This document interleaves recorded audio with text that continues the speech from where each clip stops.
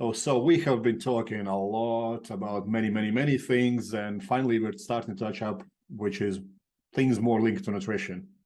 And today's topic will be brain-gut axis. So what it is, what it can do, why is it important to understand it, and what things have the most impact related to this. Because we know a lot of times people just misunderstand what is good for them and what isn't. And this is just to kind of clarify, hey, there might be something more to it than just counting your calories. And why is it important to understand this thing? So could you just expand on what are the fundamentals of brain-gut axis, and how does it actually work? What's involved? Yeah, so let's just start with the fundamentals of the axis itself. So what are the levers, right? So people understand that when you have gut problems, you'll have some skin problems, or the other way around. You'll have skin problems and then you'll have gut problems. You say that people that understand, but often people don't understand that. No, but they feel like they'll be told, oh, if you have a skin issue, maybe you should look into your gut, or vice versa, right? Yeah. Understanding is probably the wrong word there. So let's make it understood, right? How does this work? So those are the two legs of a triangle that is the axis. So the axis is not a two-way thing, it's a three-way thing. So it's between your skin, your brain, and your gut. So how are these linked? Your skin is neuroectoderm. In other words, it's made of the same tissue that your brain is. So that is how it directly links to your brain. It is quantumly linked. What that means is entangled. This is a physics term. And what that means is there are particles, materials in your skin that are exactly the same as in your brain. And they communicate wirelessly. This is a real thing. That's essentially what's going on. Your skin wirelessly communicates to your brain because it's made from the same tissues, same atoms, and they're entangled. Your brain is connected directly to your gut via the vagus nerve. The vagus nerve is literally like a wired communication, like a Cat5 cable that links directly from your brain directly to your stomach. So your brain is monitoring your stomach and your stomach is monitoring your brain. It's a two-way communication. And same thing with the skin. The skin is communicating to your brain and the brain is communicating to the skin via the wireless communication. So that is, in simple terms, the brain-gut axis, is those three things working in conjunction together. Now, let's talk a little bit about how gut problems or skin problems start to happen, which is what I just said at the beginning. So think of it like, well, let's start with why the skin and the gut are linked. Now, they're obviously linked through the brain because the brain is talking to both tissues, but they are also linked because people don't know this. Your immune system is mainly your T cells, okay? Everybody's kind of heard about this over the last 3 years of craziness over the whole COVID thing. But your T cells are actually produced in your stomach area, your stomach cavity, by a tissue called the GALT, G-A-L-T. Gut-associated lymphoid tissue is what it stands for. And that produces a lot of your T cells. Only second to your skin. So your skin produces the most amount of T cells. So your immune system mainly resides in two places, your skin and your gut. So now you can start to understand how the gut and the skin will manifest issues if you have autoimmune issues, or you get sick and all of a sudden your skin, you have breakouts on your skin and your stomach's all upset. It's because your immune system is mainly in those two organs, in the GALT, in your stomach cavity, right behind your stomach, and in your skin.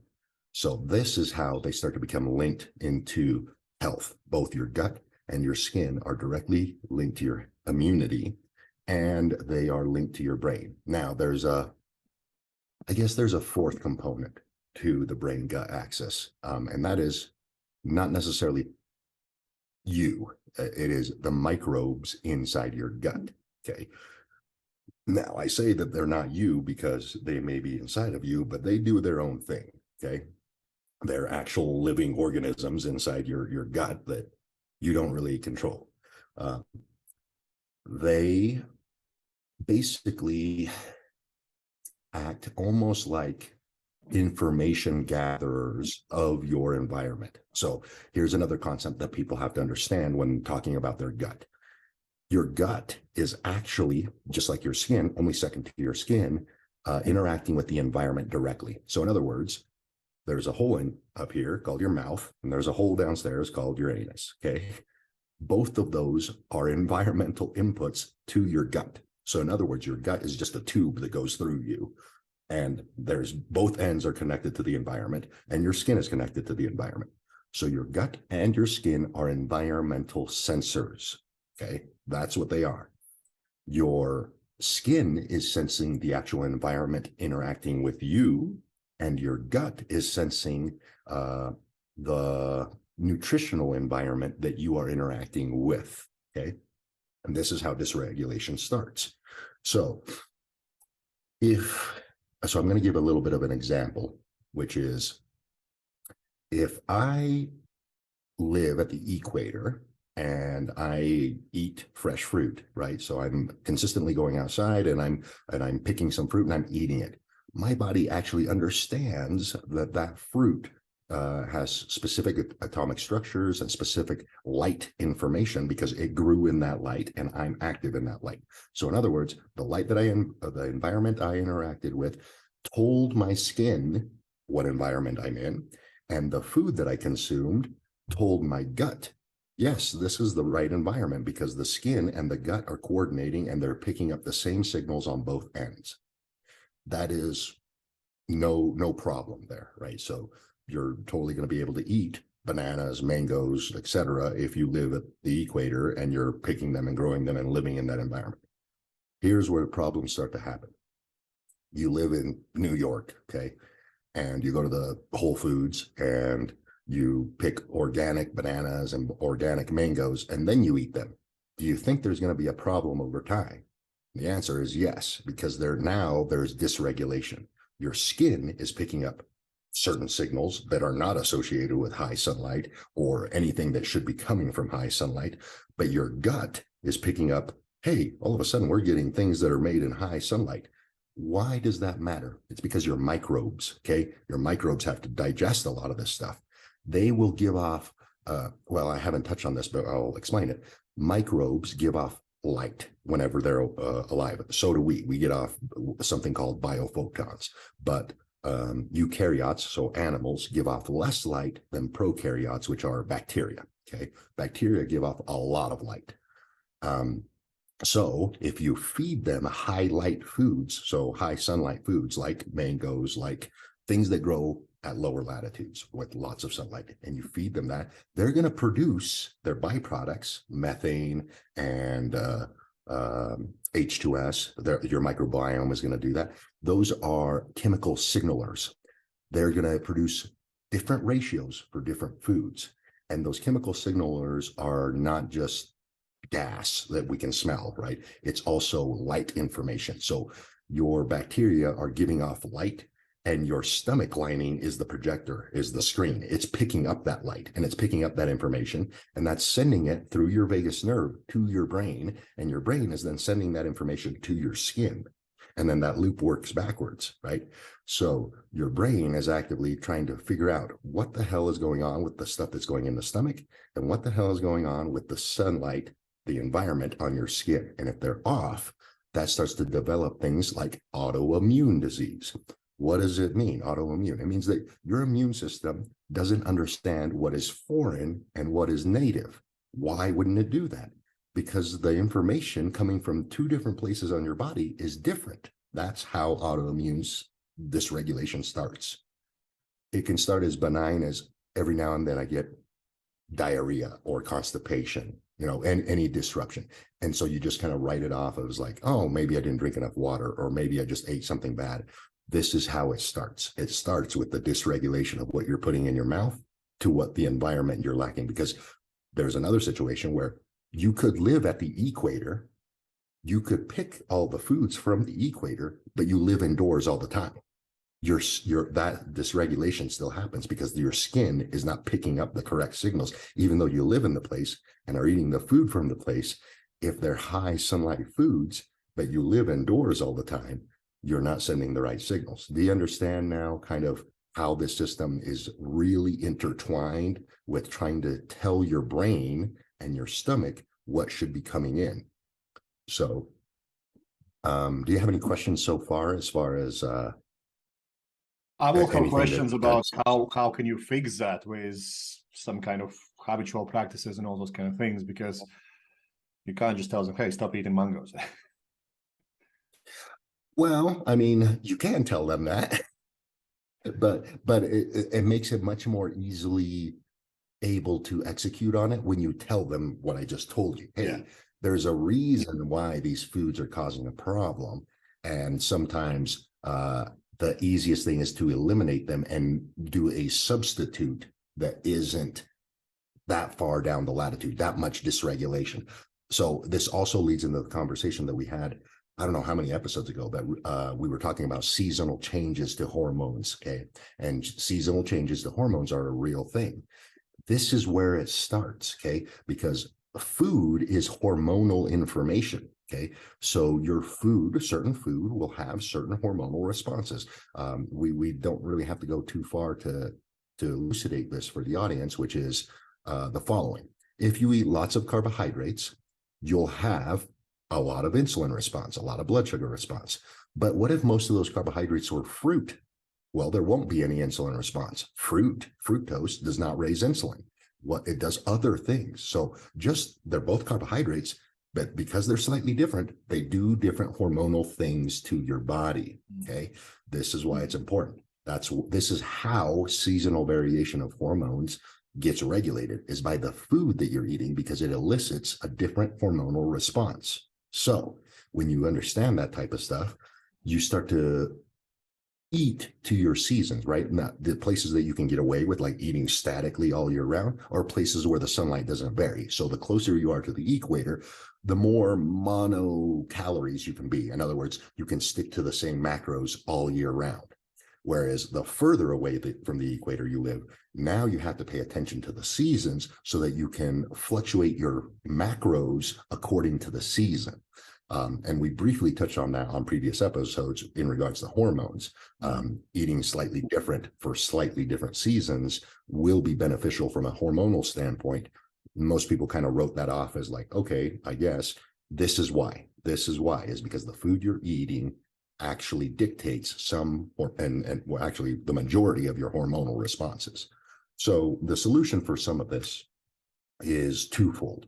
Number one, the more you spend time inside, the more you have to eat more towards carnivore or keto, because you're literally not getting the light information that your skin requires to process carbohydrates correctly all the time. I'm not saying a little bit of carbs is going to do anything to you. It's probably not, but don't go out of your way and become a vegan if you live predominantly indoors, is what I'm saying. That would be detrimental. That would be an easy recipe for what we talked about previously in just 5 episodes ago, or 4 episodes, I can't remember, when we talked about diabetes, right? That's a recipe for diabetes. High carbohydrate consumption through plants with a very low sunlight. This is how it starts, as this type of dysregulation. Whereas the more time you spend outside, the more you can eat carbohydrates, and then the stronger the sunlight outside is, the more robust your low fat can be. So in other words, your macros can be very low fat, very high carb, the stronger the sunlight is outside. So something that I do for my clients is I regulate their macronutrient split depending on where they live. So that's why I don't give recommendations of macronutrients. Oh, low fat or high carb, or, high fat or keto.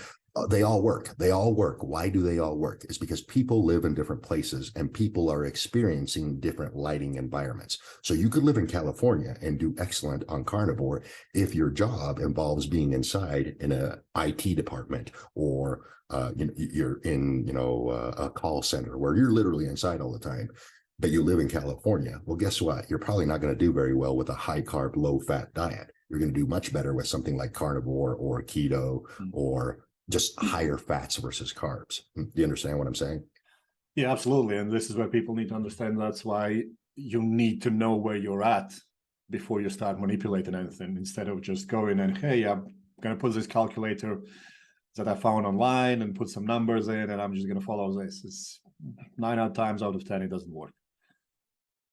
No, because the only part of the equation that it'll get right is how much food in general you should eat, the amount. But it's not gonna, like, everybody's like, well, what's the perfect macro split? Well, that completely depends on where you live and your lifestyle that you're living while you're there. That's what determines your perfect macronutrient split, not what nobody on the planet, without interviewing you, can tell you your perfect macronutrient split. And even I don't nail it right off the bat, right? Like I know some ideas of, like, okay, we need your carbs around here, we need your fats around here, let's start there. And sometimes it gets even more disruptive, where I go, hey, you need less carbs than I'm giving you. Or it's like, oh no, actually you're responding really well, we can give you a little bit more carbohydrates. But it's totally dependent on their lifestyle. And here's the thing, in places where there's winter, their lifestyle completely changes depending on the season.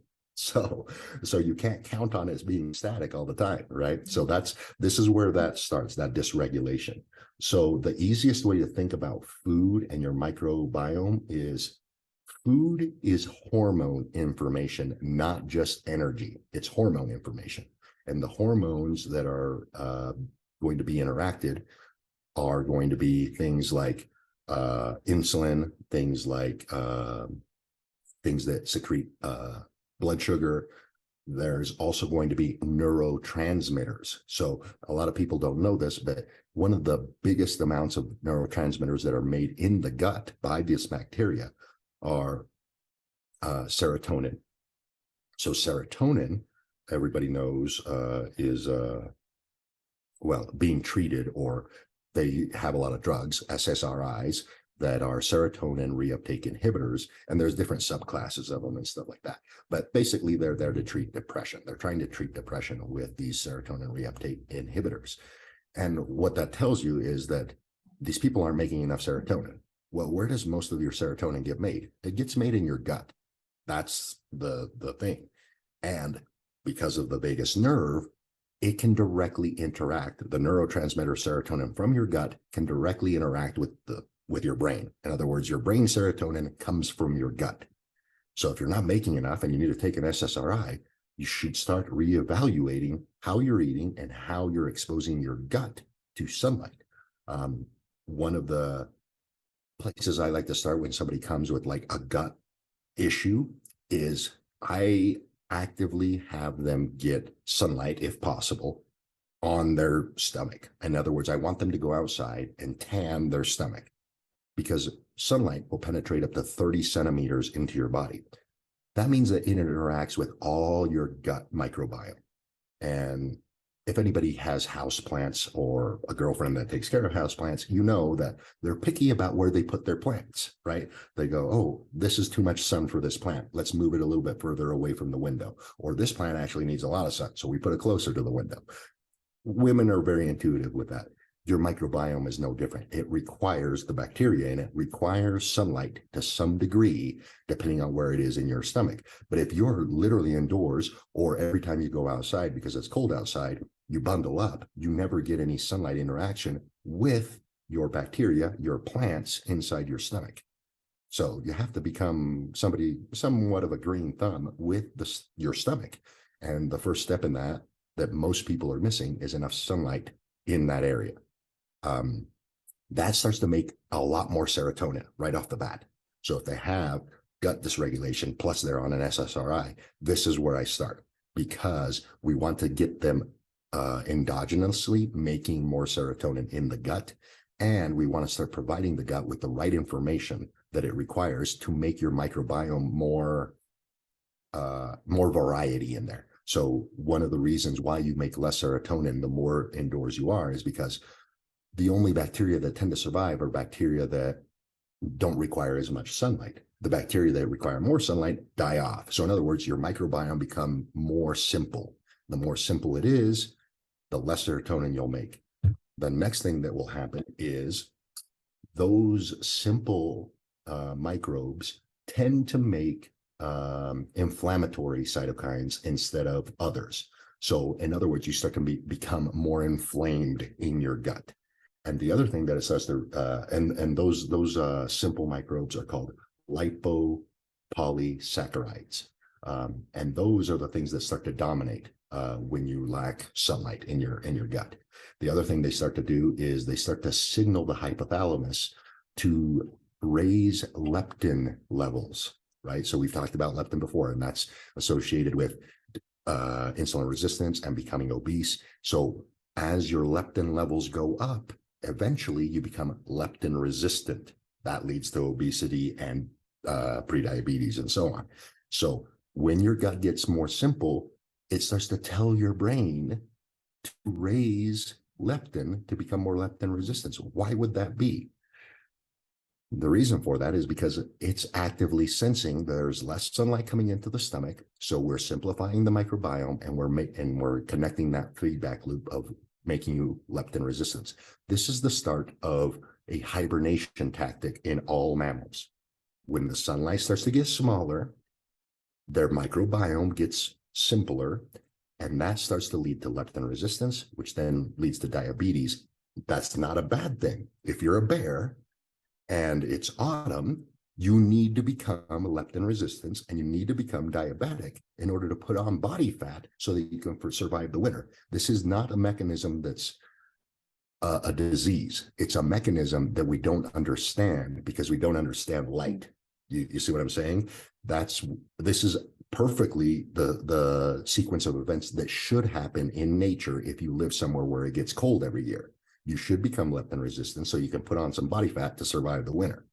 The problem is we're inducing that unknowingly by staying indoors all the time and eating like normal. So the first step is, if you can, start circumventing the daylight that you interact with. If you can't, then you have to by default modify what you're putting in your body via food. But once you understand this and it clicks, it's much easier to change your mindset around food. Now you're no longer looking for the perfect food. The perfect food is, what is it for you, right? Hopefully that makes sense. Yeah, definitely. And a lot of things is coming into me is a question: how do you determine if your gut is healthy? Because I have had so many people I work with, and as I change their nutrition, the first thing what I tell them is, you're going to feel much better now. And they just look at me weird. They're like, what do you mean? I feel great. And then after a week, 2, 3, 6, 12 weeks, they're following this new plan. Everything is great. And for whatever reason, something goes sideways. They go back to their old habits for a week or so. And then they go, damn, now I understand what you meant. Because when they first change and start feeling better, they don't understand that they feel better. But when they go back to their old habits, now they understand how bad they actually felt and that they were just accustomed to it so badly that feeling bad was feeling good. If that kind of makes sense. The ability to determine that they are not feeling at their best was actually holding them back from doing something to improve their health. So, yeah, absolutely. How do you determine if your gut is healthy? Do you look in anything else apart from like, let's say, do you look in blood tests? Do you look in like stool, some kind of checks, maybe resting heart rate, blood pressure, and so on? The main one to directly measure your gut, is it okay at the moment, right? Is something called the Bristol stool chart. People can look that up. Basically, it's a chart of poop. Okay, so it goes from number 1 to number 7, and doctors use this chart. Okay, like especially like stomach doctors. Okay, you want a number 4, which is right in the middle. And they describe it. I mean, I'm not joking. They describe it. It says it should look like a sausage or a snake with smooth exterior, and they shouldn't leave anything on your butt cheeks. Like literally, that's what the description is, right? And then 3, 2, and 1, so going up means that it becomes hard and lumpy, and 5, 6, and 7 going down means it becomes diarrhea, right? So you don't want diarrhea and you don't want hard and lumpy. You want sausage links. That is the simplest and easiest and free way that you can see how is my digestion, because hopefully you're going to the bathroom once a day or so. You can literally check this of whether your diet is lining up with your environment or vice versa directly, daily, and weekly by looking at this. So this is actually what I use. If somebody has a gut problem, I'm like, okay, well, have you had diarrhea this week, or have you had constipation this week? And we already intuitively know as humans, hey, if I have diarrhea, something's wrong. Or if I have constipation, something's wrong, right? This is just more detailed in, hey, we want it right in the middle. This is what it should look like. And this is why. Serotonin, why is serotonin made in the gut? Because it controls bowel movements. So in other words, if you have diarrhea, you have too much serotonin, okay?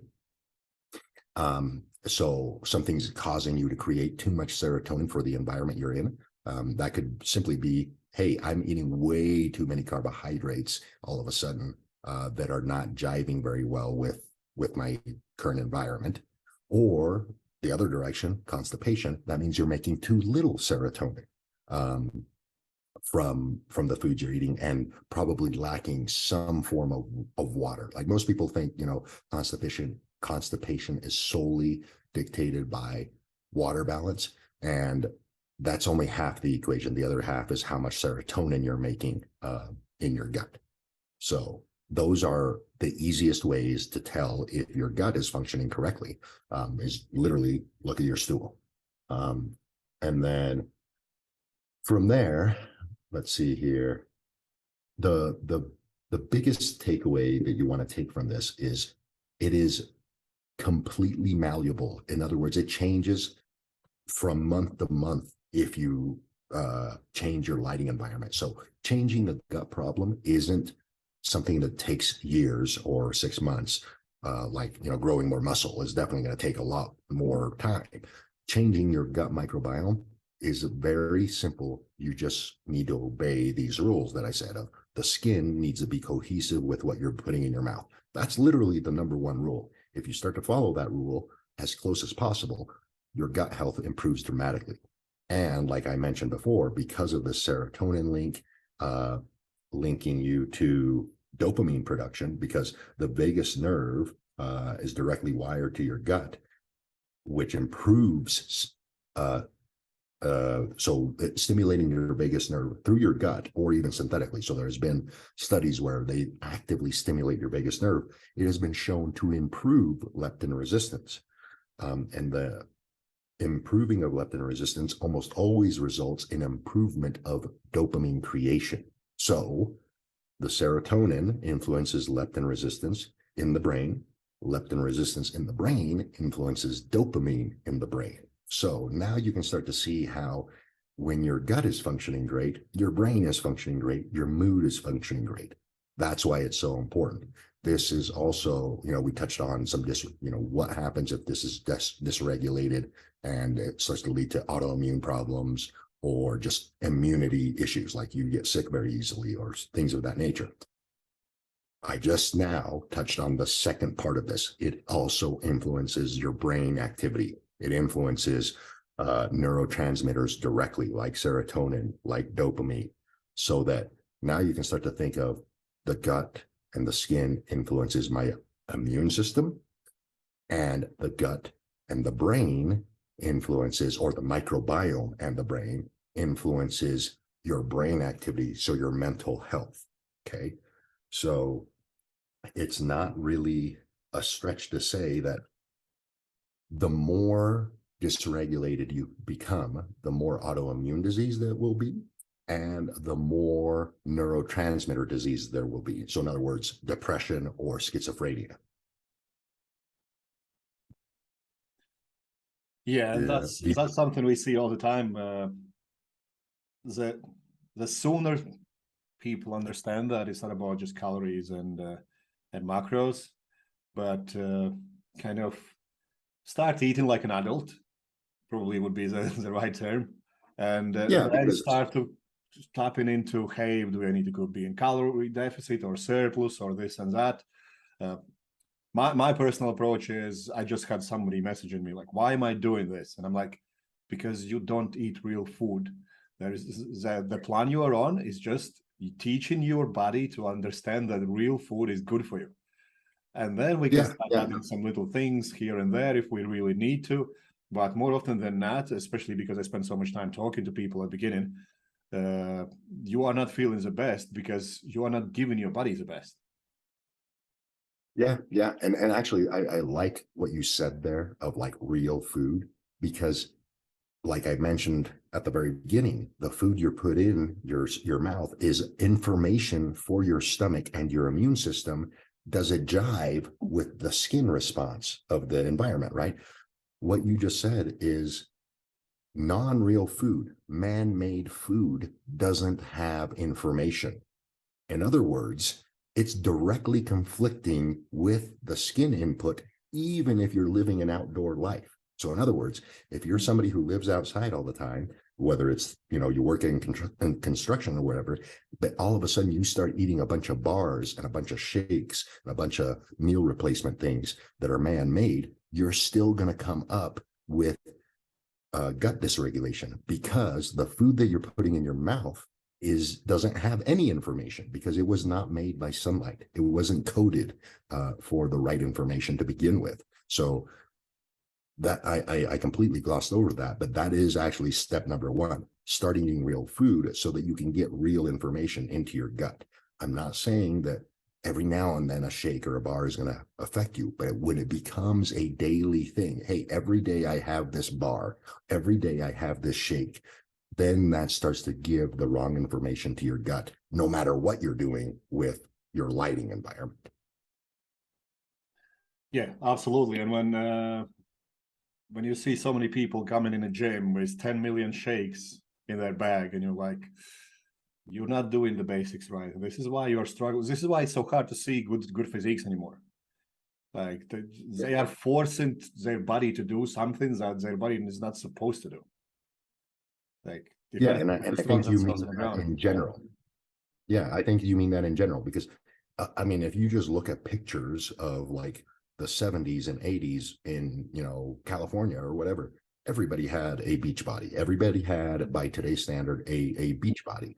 But it's because there wasn't much fake food and there wasn't any real technology that kept you inside from the sunlight. So the only place you had to have fun is in front of the TV when, the commercials weren't playing, and outside, right? Like that's where you had fun. So you were outside more, and there wasn't any fake food to eat. There was very little. So you ate real food and you were outside. Your body kind of shaped itself at that point. Now, if you wanted to create something spectacular, well, that leads to, now we have a target of what you said. Hey, we want to be in a calorie deficit, or we want to be in a calorie surplus.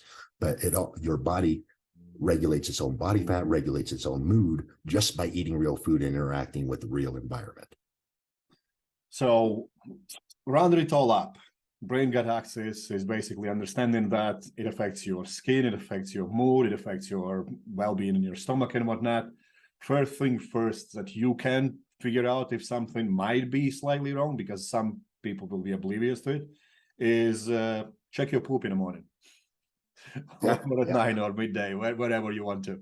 And then check up on your habits. Like what do you do day to day?